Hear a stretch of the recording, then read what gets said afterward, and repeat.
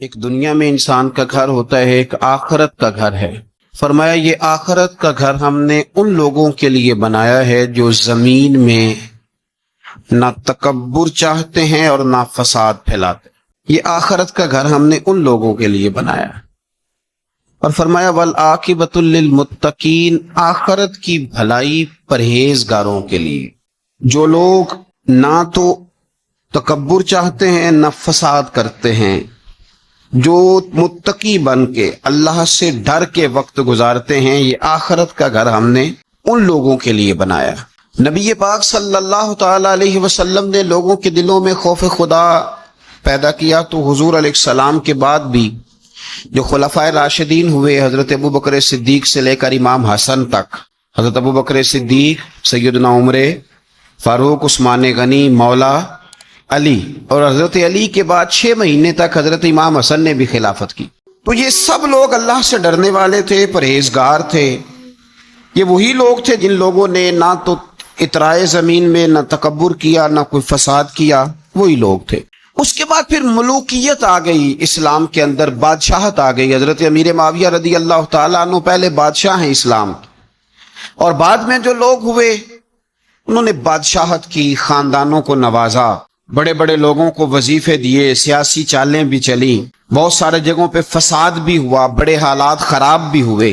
لیکن اللہ تعالیٰ نے نا میرے نبی پاک علیہ السلام کے دین کو یہ کمال دیا ہے کہ یہ دین بھی موجود رہے گا اور اس پر ہمیشہ عمل کرنے والے بھی موجود رہیں گے۔ اللہ تبارک و تعالیٰ نے پھر ایک خوبصورت انسان، بنو امیہ کی حکومت تھی، اسی میں سے ایک خوبصورت دھلا ہوا، سجا ہوا، سمرا ہوا، خوشبو والا، میٹھا بھی، ٹھنڈا بھی، پیارا بھی، نیک بھی، متقی بھی، اصول والا بھی، رسول اللہ علیہ السلام کا غلام حضرت عمر بن عبدالعزیز۔ اللہ تعالیٰ نے یہ مرد مجاہد پیدا فرمایا۔ آپ مدینہ شریف میں پیدا ہوئے، آپ کے جو والد گرامی تھے وہ مصر میں گورنر تھے۔ حضرت عمر بن عبدالعزیز رحمۃ اللہ تعالیٰ علیہ کی جو والدہ ہیں وہ حضرت عمر فاروق کی پوتی ہیں، تو آپ کی رگوں میں فاروقی خون بھی تھا۔ حضرت عمر بن عبدالعزیز رحمۃ اللہ تعالیٰ علیہ کے والد گرامی نے آپ کو مدینے میں پڑھنے کے لیے چھوڑا۔ حضرت صالح بن کیسان ایک عالم اور محدث تھے، ان کے پاس آپ نے تعلیم پائی۔ اور جناب عمر بن عبدالعزیز رحمۃ اللہ تعالیٰ علیہ کے والد اگرچہ مصر میں تھے لیکن آپ کو مدینہ میں رکھا، آپ نے مکمل تعلیم حاصل کی، علم حاصل کیا، چھوٹی سی عمر میں قرآن پاک کے حافظ بھی ہو گئے۔ پھر جب بڑے ہوئے تو اللہ نے یہ موقع دیا، چونکہ خاندان کی حکومت تھی تو آپ مدینہ شریف کے گورنر بنے، اور مدینہ منورہ کے ساتھ ساتھ آپ کو طائف کی حکومت بھی ملی، مکہ مکرمہ کی حکومت بھی ملی۔ پھر بعض جگہ پہ تو یہ ہے کہ آپ نے خود کسی وجہ سے استعفیٰ دیا، اور بعض جگہ یہ ہے کہ سازش کر کے آپ کو معزول کیا گیا۔ لیکن حضرت عمر بن عبدالعزیز نیک بڑے تھے، پرہیزگار بڑے تھے، پر خوش لباس بھی بڑے تھے۔ خادم کو جب بھیجتے تھے نا بازار تو کہتے تھے جو سب سے مہنگا جوڑا ہو وہ خرید کے لانا۔ خوشبو بہترین استعمال کرتے تھے، جب گزرتے تھے تو لوگوں کو پتہ چلتا تھا کہ کوئی عام نہیں گزرا، عمر بن عبدالعزیز گزرے۔ جب تک گورنر رہے، جب تک خاندان میں رہے، ماحول اور رہا۔ سلیمان بن عبد الملک خلیفہ جب جانے لگے تو انہیں وصیت کر دی کہ میرے بعد عمر بن عبدالعزیز خلیفہ ہوں گے۔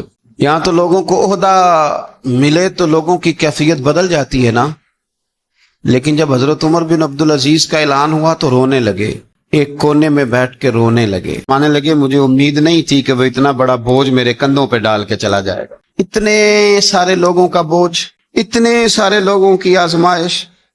خیر چونکہ وصیت تھی، آپ کی بیعت لی گئی۔ بیعت لینے کے بعد آپ منبر پہ چڑھے تو فرمایا لوگوں میں تمہیں آزاد کرتا ہوں، اگر تم میرے علاوہ کسی کو حکمران بنانا چاہو تو مجھے کوئی اعتراض نہیں ہے۔ لوگوں نے کہا نہیں، آپ ہی ہمارے حکمران ہوں گے۔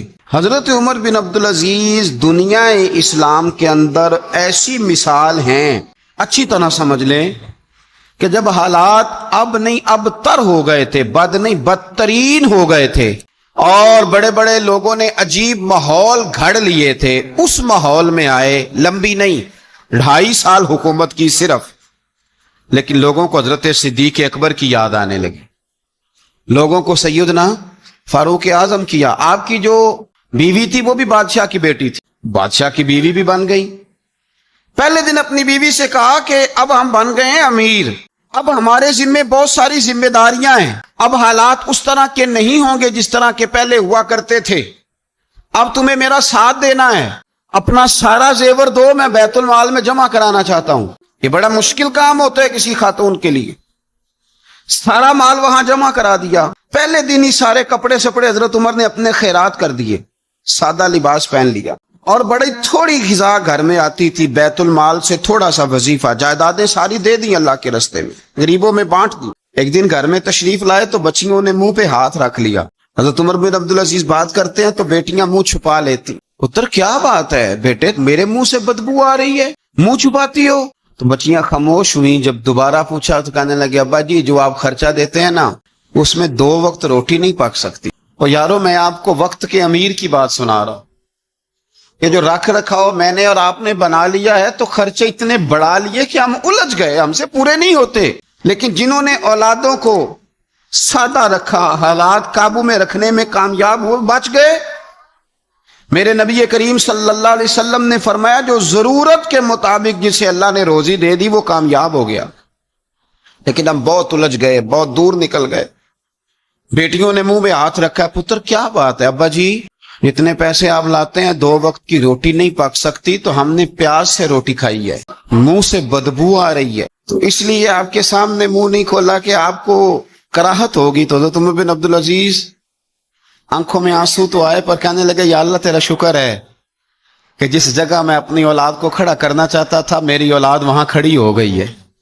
یہ پیاز سے روٹی کھا کے بھی شکر ادا کرتی، پیاز سے روٹی کھا کے بھی. آپ یقین کریں میرے ابا جی میری والدہ سے کہتے تھے کہ بڑولے میں گندم میں نے ڈلوا دی ہے، یہ میری ذمہ داری تھی.